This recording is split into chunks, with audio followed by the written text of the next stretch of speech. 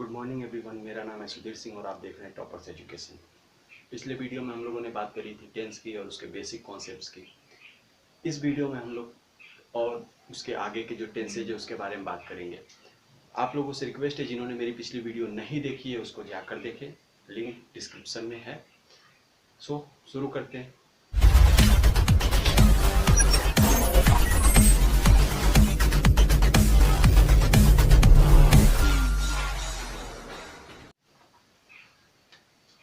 Tense जो है, जैसा कि मैंने बता दिया था, 3 ब्रॉड लेवल पे डिवाइड करा गया।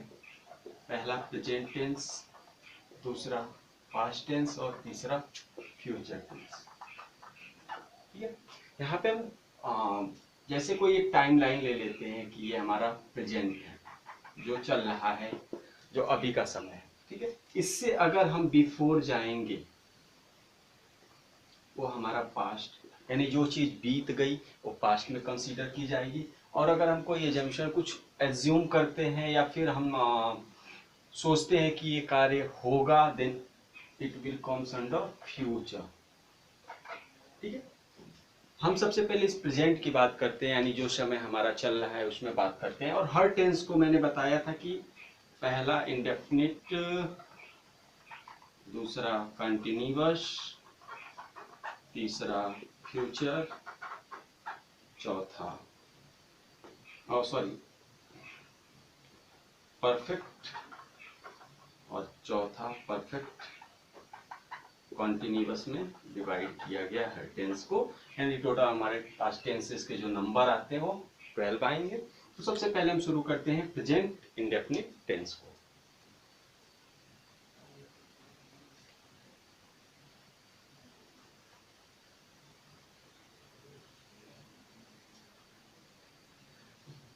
अगर देखा जाए प्रेजेंट इंडेफिनिट टेंस को,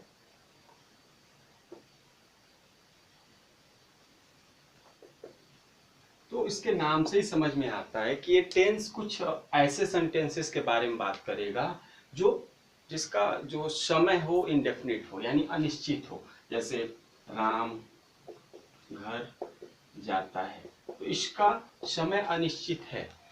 ऐसे सेंटेंसेस जिसमें टाइम इंडेफिनिट होता है comes under present indefinite tense.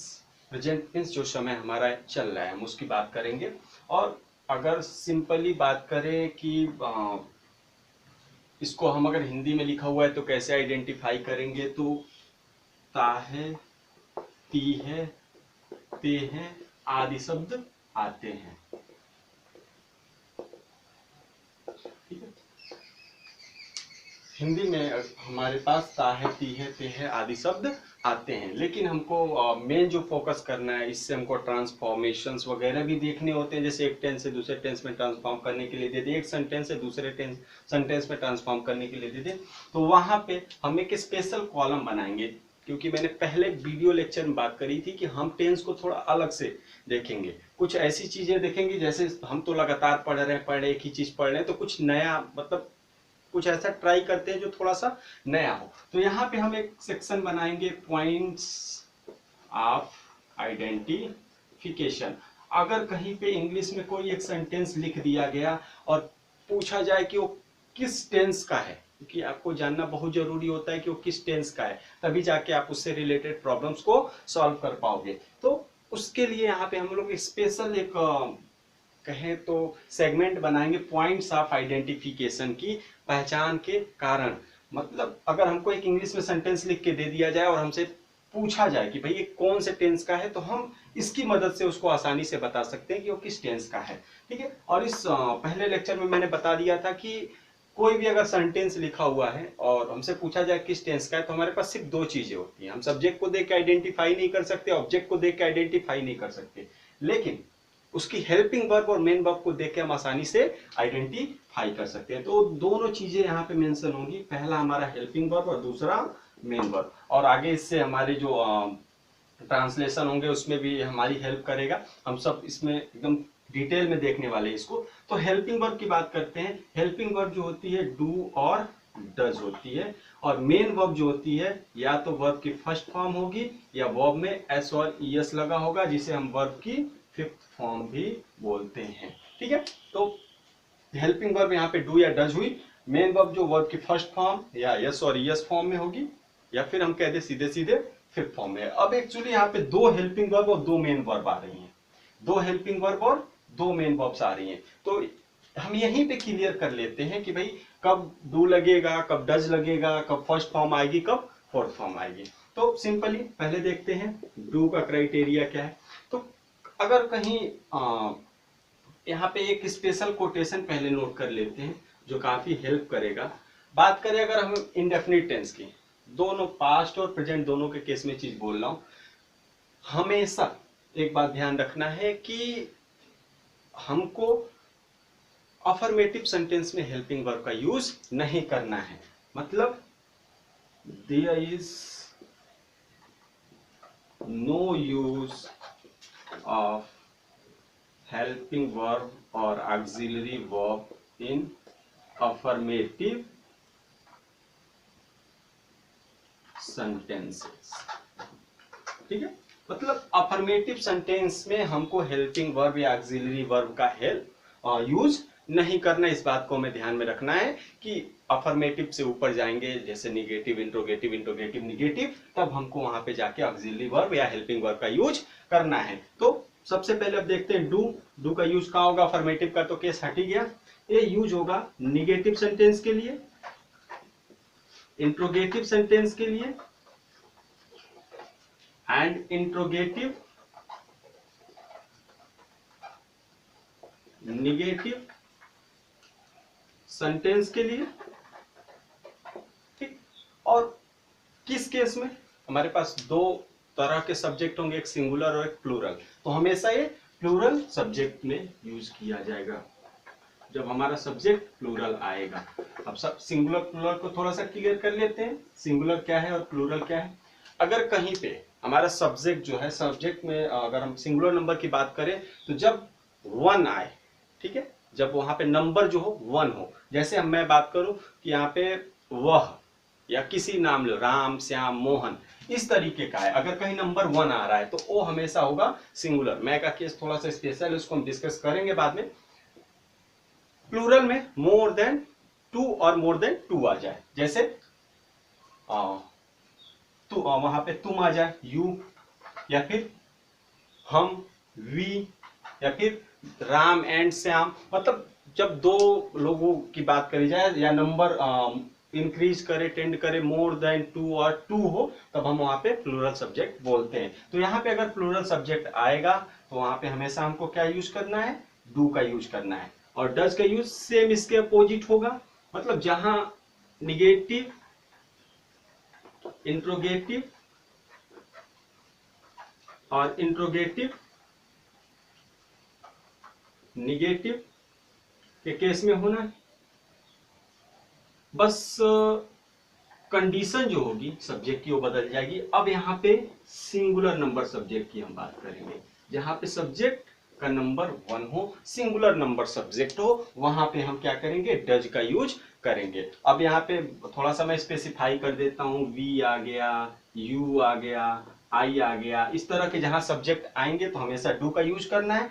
Affirmative में नहीं करना है, ये चीज हमको ध्यान रखनी है कि अफर्मेटिव में नहीं करना है। डज का यूज जैसे ही आ गया, सी आ गया, इट आ गया, या फिर कोई नेम आ रहा है जो नंबर जिसका वन हो, सिंगुलर में आ रहा हो, तो वहां पे हमेशा हम डज का यूज करेंगे। तो ये तो हमारा हेल्पिंग वर्ब का पोर्शन क्लियर हो गया कि डू का यूज कब करना है, डज का यूज कब करना है। अब आते हैं थोड़ा सा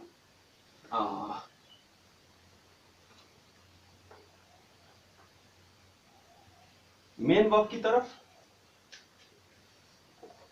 मेन वर्ब यानी मेन वर्ब हमारे पास दो थी, एक पहली थी वर्ब की फर्स्ट फॉर्म और दूसरी थी वर्ब की सेकेंड यस और यस फॉर्म, जिसे हम फिफ्थ फॉर्म भी बोलते हैं।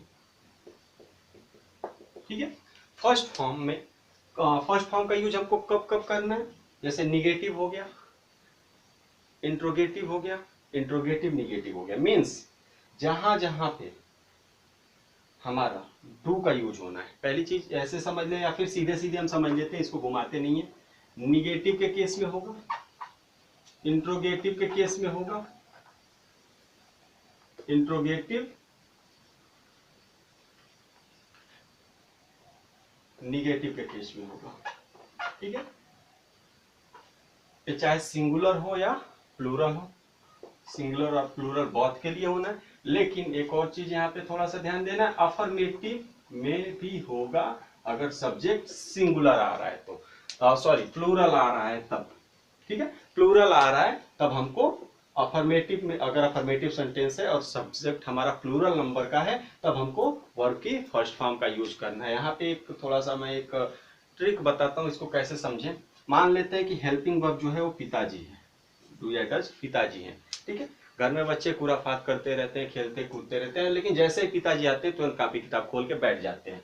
तो वैसे तो ये कूद रहे थे बालकनी, मान लेते हैं यस और यस फॉर्म या फिर फॉर्म बालकनी है या फिर ग्राउंड है, ग्राउंड में कूद रहे थे, लेकिन जैसे ही हेल्पिंग वर्ब यानी डू या डज की एंट्री हुई ये वापस से अपने कमरे में पहुंच गए, फर्स्ट फॉर्म में पहुंच गए और वहां पे इन्होंने अपना कार्य शुरू कर दिया, पढ़ना लिखना शुरू कर दिया। मीन्स ये यस और यस का यूज कहाँ होना है, सिर्फ और सिर्फ अफर्मेटिव सेंटेंस के सिंगुलर नंबर के केस में यूज करना है। जो यस और यस फॉर्म लगेगी, जैसे डज हो गया या जो भी हम हेल्पिंग मेन वर्ब लेंगे उसमें यस और यस ऐड कर रहे हैं, वहां पे कंडीशन ये होगी कि सिंगुलर नंबर का सब्जेक्ट होगा। अदरवाइज हर जगह हम क्या करेंगे, वर्ब की फर्स्ट फॉर्म का यूज करेंगे, मींस वहां यस और यस नहीं ऐड करेंगे। ठीक है, तो ये तो चीज हमारी क्लियर हो गई कि हेल्पिंग वर्ब क्या होगा, मेन वर्ब क्या होगा। फिर से एक बार मैं याद दिला दे रहा हूं कि अफर्मेटिव के केस में हमको नहीं यूज करना है हेल्पिंग वर्ब का। अब आते हैं हम रूल्स पे।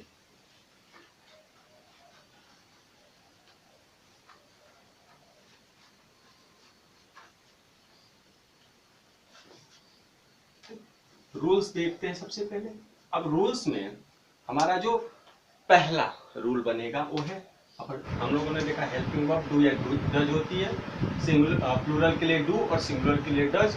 अफर्मेटिव के केस में हमको यूज नहीं करना है, निगेटिव इंटरोगेटिव और इंटरोगेटिव के केस में हमको यूज करना है। ठीक है, और अब बात करते हैं मेन वर्ब की।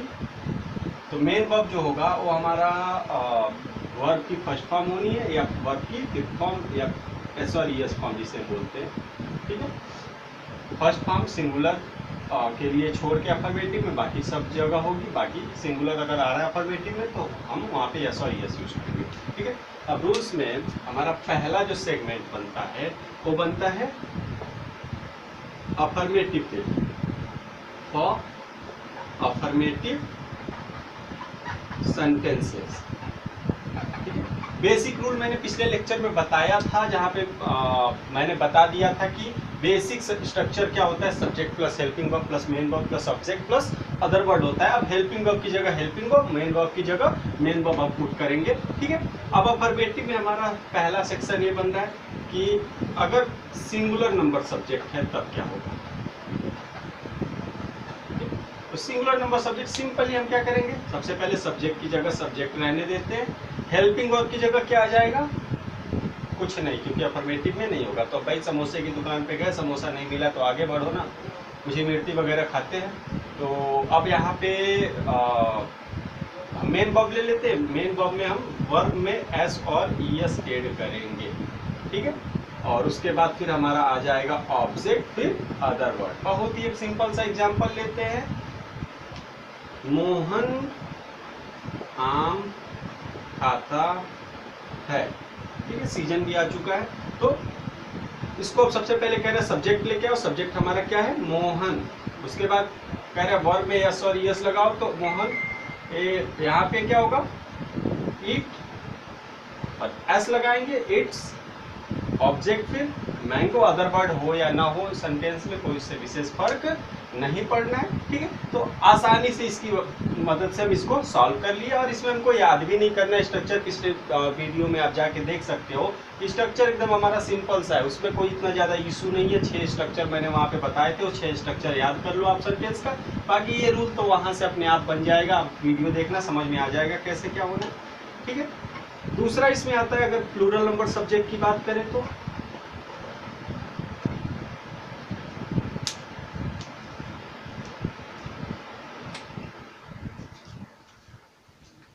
प्लूरल नंबर सब्जेक्ट की बात करें तो यहाँ पे सबसे पहले क्या होगा, सब्जेक्ट होगा, फिर मेन वर्ब। हेल्पिंग वर्ब तो होनी नहीं है, मेन वर्ब लेके आते हैं, तो मेन वर्ब अभी मैंने बताया वर्ब की फर्स्ट फॉर्म होगी, फिर ऑब्जेक्ट होगा, फिर अदर वर्ड होगा, दैट्स इट।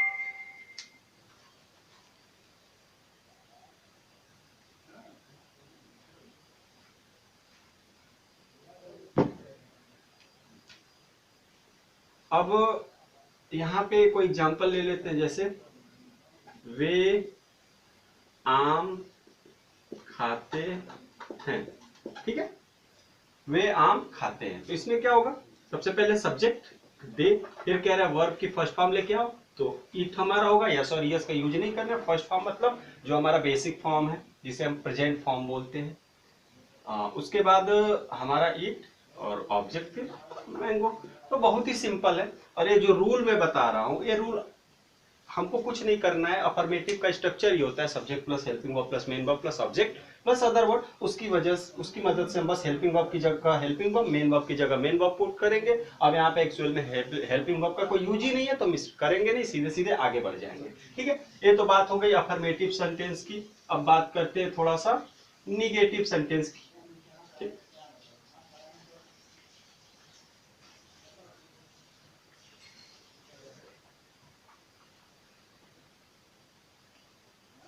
और निगेटिव सेंटेंस। ठीक है, निगेटिव सेंटेंस की बात करें, इसमें भी singular number plural number subject आएंगे। सिंगुलर नंबर सब्जेक्ट के लिए अब हमको क्या करना है, सबसे पहले सब्जेक्ट, फिर हेल्पिंग वर्ब, फिर not, because not always occupies third position. यहाँ पे हमको याद कर लेना है, दिमाग में बैठा लेना है कि नॉट की पोजीशन जो होती है हमेशा किसी भी सेंटेंस में, टेंस की बात करें तो थर्ड होनी है। तो सब्जेक्ट, फिर उसके बाद helping verb. Helping verb singular number है तो क्या होगा, डज होगा। उसके बाद फिर आती है मेन वर्ब, और मेन वर्ब हमेशा फर्स्ट फॉर्म में ही रहेगी, क्योंकि एक्चुअल में यहाँ पे पिताजी आ चुके हैं, तो अब पिताजी आ गए हैं तो बेटा जी हमेशा अब अपने कमरे में ही रहेंगे, इधर उधर फुदक के नहीं जाएंगे। उसके बाद हमारा ऑब्जेक्ट, फिर अदर वर्ड। ठीक, अब यहाँ पे मेरा आपसे एक सिंपल सा सवाल है कि जब अफर्मेटिव में हमने यूज नहीं किया हेल्पिंग वर्ब का, तो निगेटिव में क्यों करना पड़ा, या फिर इंट्रोगेटिव में क्यों करना पड़ा, या इंट्रोगेटिव निगेटिव में क्यों करना पड़ा, आगे हम लोग इसको देखेंगे। मैं क्वेश्चन पहले ही कर लेता हूं कि निगेटिव में क्यों करना पड़ा, उसकी क्या जरूरत पड़ी। इसको आप लोग कमेंट सेक्शन में जाइए, कमेंट कीजिए। ठीक, अगर एग्जाम्पल की बात करें तो जैसे अभी हमने लिया, मोहन आम नहीं खाता है। तो अब सबसे पहले सब्जेक्ट हमारा अकॉर्डिंग टू रूल मोहन, फिर डज, फिर कह रहा है, और सॉरी यहाँ पे नॉट थर्ड पोजीशन पे लेके आना है, फिर वर्ब की फर्स्ट फॉर्म। नॉट की पोजीशन हमेशा थर्ड रखनी है। ठीक है, डज, फिर नॉट। ठीक है, not always occupies third position. अब वर्ब की फर्स्ट फॉर्म इट, मैंगो। ठीक है, सिंपल है बस। अब यहाँ पे अब सीधे देखें तो अफर्मेटिव सेंटेंस में थर्ड पोजीशन पे हमने नॉट प्लेस करा, बन गया हमारा निगेटिव। अब हिंट भी मिल गया क्यों यूज हुआ। ठीक, अब बात करते हैं प्लूरल की। तो प्लूरल में सबसे पहले सब्जेक्ट, और डज की जगह क्या हो जाएगा, डू हो जाएगा, फिर नॉट, वापस से पोजीशन काउंट कर लेते हैं, फिर उसके बाद वर्ब की फर्स्ट फॉर्म, फिर ऑब्जेक्ट, फिर अदर वर्ड, दैट्स इट। अब इसके बाद एग्जांपल लिख लेते हैं, वे आम नहीं खाते हैं। ठीक है, तो क्या होगा, दे। अब हेल्पिंग वर्ब क्या कह रहा है, डू यूज करिए आप, क्योंकि प्लूरल नंबर का सब्जेक्ट है। Do not eat mango. Verb हमारा जो मेन वर्ब होगी फर्स्ट फॉर्म में होगी।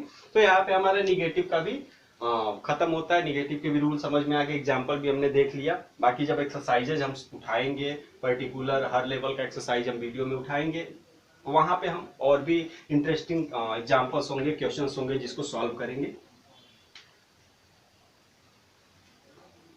अब बात कर लेते हैं इंट्रोगेटिव सेंटेंस की।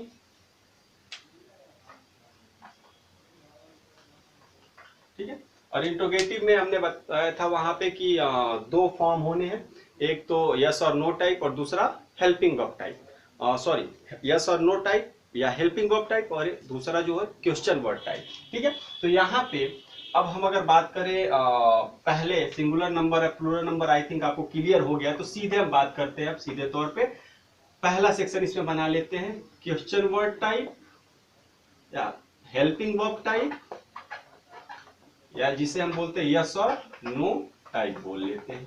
ठीक है, और देखते हैं इसमें होगा क्या। तो सबसे पहले हमने बताया था वहां पे कि अगर सब्जेक्ट से पहले हेल्पिंग वर्ब है तो वो इंट्रोगेटिव होगा, सब्जेक्ट के बाद है तो अफर्मेटिव और निगेटिव होता है बेस, और वो वहां पे उस कंडीशन के बेसिस पे देखेंगे नॉट है या नहीं है।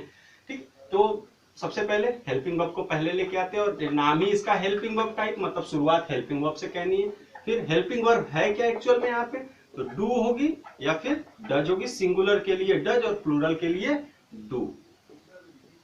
ठीक, उसके बाद मेन सब्जेक्ट आएगा, सब्जेक्ट के बाद हमारा मेन वर्ब आएगा जो वर्ब की फर्स्ट फॉर्म यूज होगी, फिर ऑब्जेक्ट आएगा, फिर अदर वर्ड, और one more thing, question mark is compulsory for the interrogative sentences, this is the identification marks.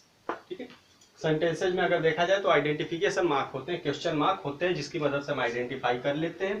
ठीक है, एग्जाम्पल देख लेते हैं, जैसे तुम क्या तुम आम खाते हो। ठीक है, तो सबसे पहले तुम क्या है, प्लूरल नंबर सब्जेक्ट है, तो हम क्या करेंगे यहाँ पे, डू यू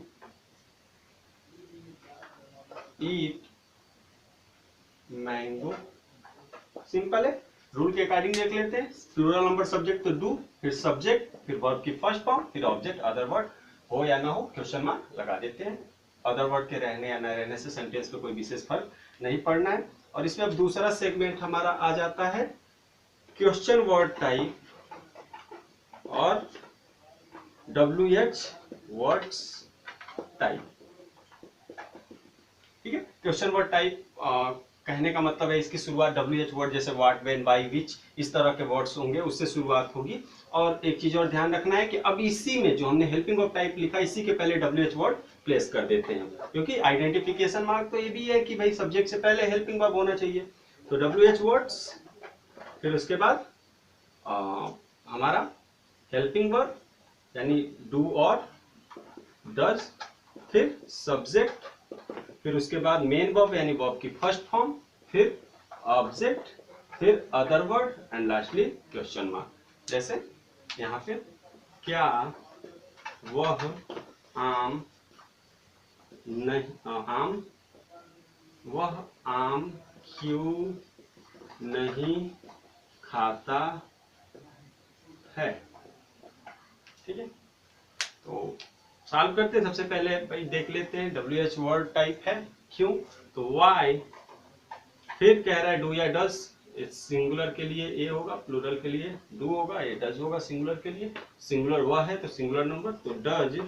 उसके बाद सब्जेक्ट लेके आते ही, नहीं कहां से आ गया, ही ईट मैंगो, देन क्वेश्चन मार्क। तो अगर रूल हमको पता है तो हम किसी भी तरह का सेंटेंस चाहे छोटा हो या बड़ा हो, क्योंकि ये 5 ही 6 चीजें होनी, इससे ज्यादा कुछ होनी नहीं है एक सेंटेंस में। अब सेंटेंस की लेंथ तो इंक्रीज करता चला जाए, उससे फर्क नहीं पड़ना, आइडेंटिफाई करें और सॉल्व करें। हम बड़े से बड़े एग्जांपल्स लेंगे, अभी तो शुरुआत है तो थोड़ा हम छोटा छोटा लेके चलते हैं ताकि कॉन्सेप्ट समझ में आ जाए। जैसे ही कॉन्सेप्ट क्लियर होता है हम एग्जाम्पल्स की लेंथ बढ़ा देंगे, थोड़ा सा और टफ करेंगे एग्जाम्पल। ठीक, ये हमारा हो गया इंट्रोगेटिव सेंटेंस। अब बात करते हैं लास्ट वन टाइप,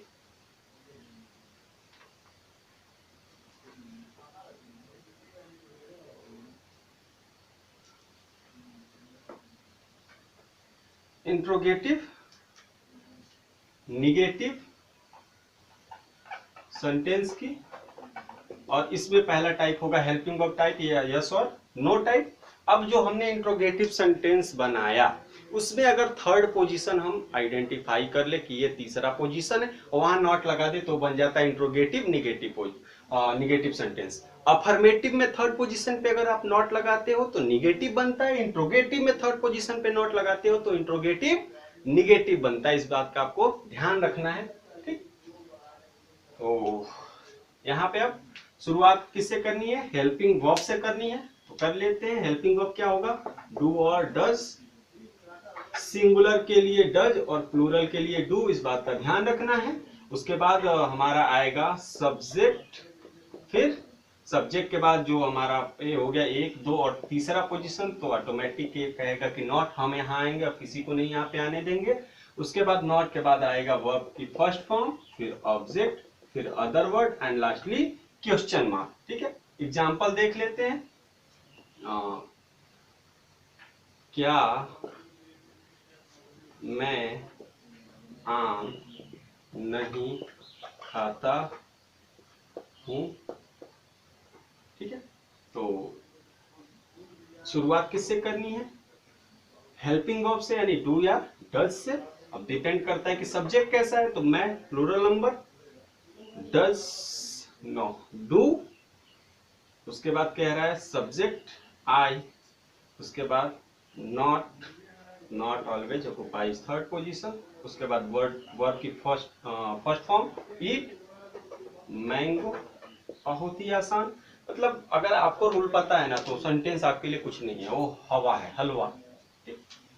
दूसरा इसमें टाइप है क्वेश्चन वर्ड टाइप या WH वर्ड टाइप। तो इसमें सीधे सीधे आप क्या करोगे, जो ये बना है इसके पहले WH वर्ड प्लेस कर दो। तो WH वर्ड्स प्लस डू और डज यानी हेल्पिंग वर्ब, फिर सब्जेक्ट, फिर नॉट।